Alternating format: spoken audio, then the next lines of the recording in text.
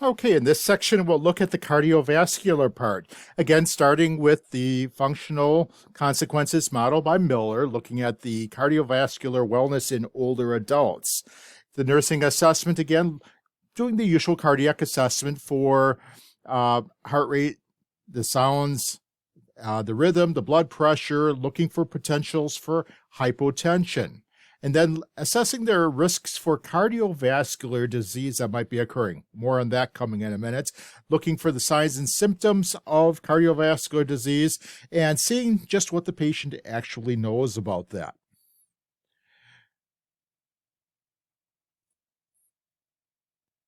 So with that, we need to look at the age-related changes that can occur in there. There are changes in the myocardium, a weakening and a dying of the actual heart muscle is what describes myocardial degenerative changes. You'll see arterial stiffening, increased peripheral resistance, and then altered barrel flex mechanisms. Barrel flex mechanisms are the fast responses to blood pressure changes that help you kind of maintain a fairly stable homeostatic type of blood pressure reading there. But as you age, arterial stiffening and reduced response occurs, and so the heart ends up not adapting quite as fast.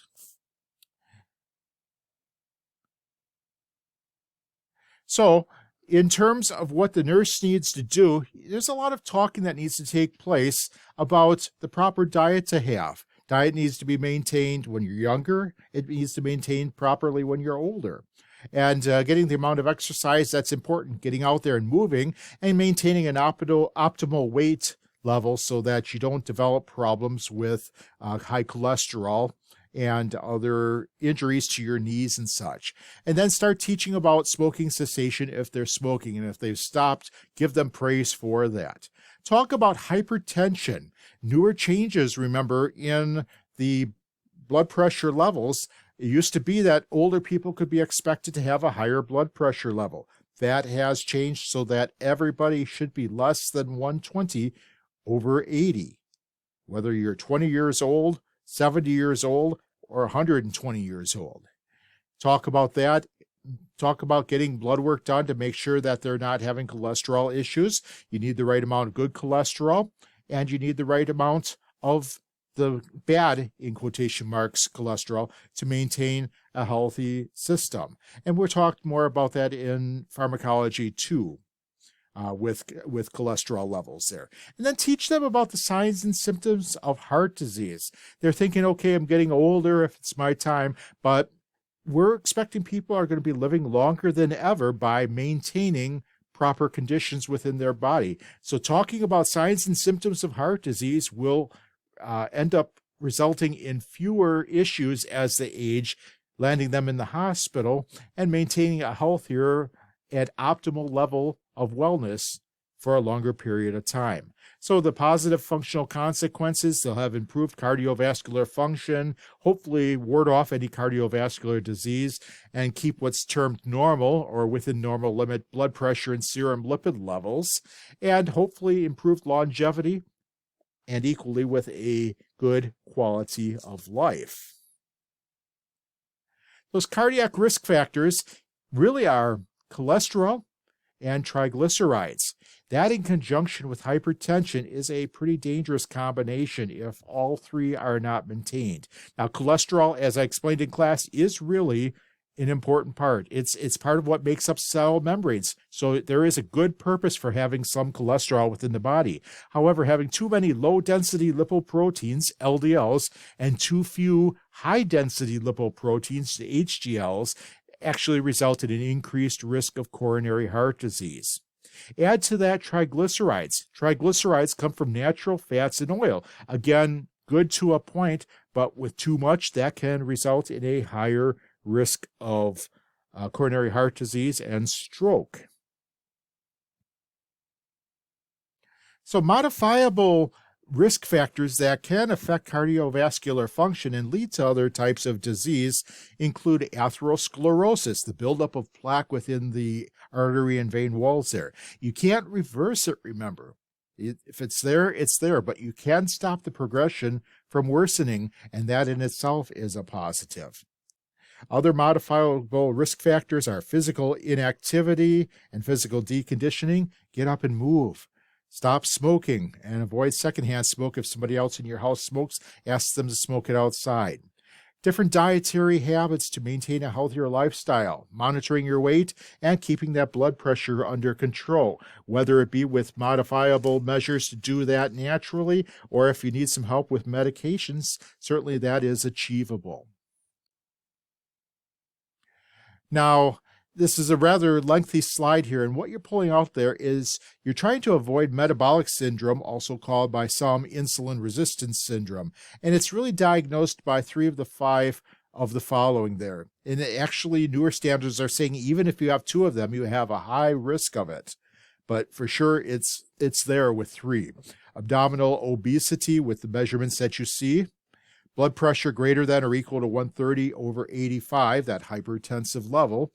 The HDL levels and triglycerides that we were talking about, and then the fasting blood glucose level. And we'll be talking more about diabetes there, or if you're on diabetic meds, that also counts as one of the potential things that could lead to that. There's different psychosocial factors, hereditary things, socioeconomic status has a play into it, and the risk of cardiovascular disease is actually quite prevalent in women and minority groups there. And all these in turn, what they do is they greatly increase the risk of having a myocardial infarction, a heart attack, also leading to heart failure, other cardiovascular issues, and definitely an increased greater risk of diabetes mellitus, which adds another risk back again for cardiovascular disease. They really go hand in hand in the process.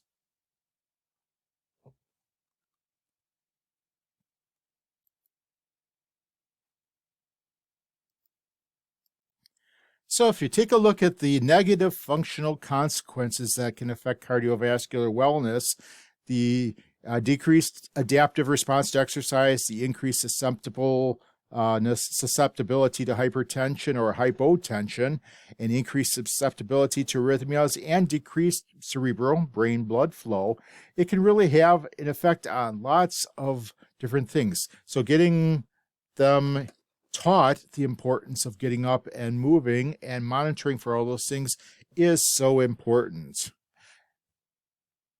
Now, there's a couple of pathological conditions that can affect cardiovascular wellness and put somebody at a real risk. Orthostatic hypotension and postprandial hypotension, and it's important to know the difference there. Orthostatic hypotension, also called postural hypotension, is a reduction in systolic blood pressure of at least 20 points, 20 millimeters, or diastolic blood pressure reduction of at least 10 points or 10 millimeters when you assume a standing position. You've learned this. It's the lay, sit, stand blood pressures there. And when you see changes that occur like that, there's a real concern because they are at a fall risk. And it's also putting significant pressure on the heart to work harder to return to a normal blood pressure reading. And then postprandial pressure, you can see those differences as well taking place. And according to your book, usually about 75 minutes to 120 minutes after eating a meal, you can experience postprandial hypotension. So some good teaching is to tell people to rise carefully and slowly. I always tell them keep your bottom to the chair or to a bed or to something that if you do go backwards, you'll be glad you landed on that item instead of on the floor there. And the same would go with the postprandial too. A lot of people like to enjoy a good meal, and then go sit down in the recliner for a while and maybe turn on The Price is Right or something in the morning. And then they get up later and boy, they're lightheaded. That's where postprandial hypotension can play in and really fall risks. And those risks can really be identified and addressed through simple education provided by the nurse. You got to assess their readiness for changing the behaviors because you can't talk to them about changing them if they're not really quite ready for it. And this may take some time to do, some multiple visits in some cases, but assess what their readiness is for that and explain to them that it's essential to their well-being that you assess for hypotension so that they don't have falls. It's really the body, mind, spirit interconnectedness that really is addressed there by addressing the stress-related factors. Hypertension is spoken about often in the news, in the media. Hypotension is just as much of a risk, if not more, and it really doesn't get the same kind of recognition. So assess their baseline cardiovascular function. Know what they are coming in, whether it's coming into the hospital, coming into the clinic, or you going into their house and getting their baseline cardiovascular function. If there's a change, why is it going on? So assess the blood pressure. Is it a result of sitting for a long time and suddenly getting up and you're seeing orthostatic hypotension? There is a syndrome called white coat hypertension that I didn't mention, by the way. It should be hypotension there, which actually can occur. I'm sorry, it is hypertension, white coat hypertension, where blood pressures go up in the doctor's offices for some reason. And then home blood pressure monitoring is such a key thing, so easy to do and not real expensive. You can get those little wrist blood pressure machines, which will give you a fairly accurate reading there, and you can get those for around $20 to $30 now. Certainly well worth the cost compared to spending $35 or more as a copay to go and see the doctor.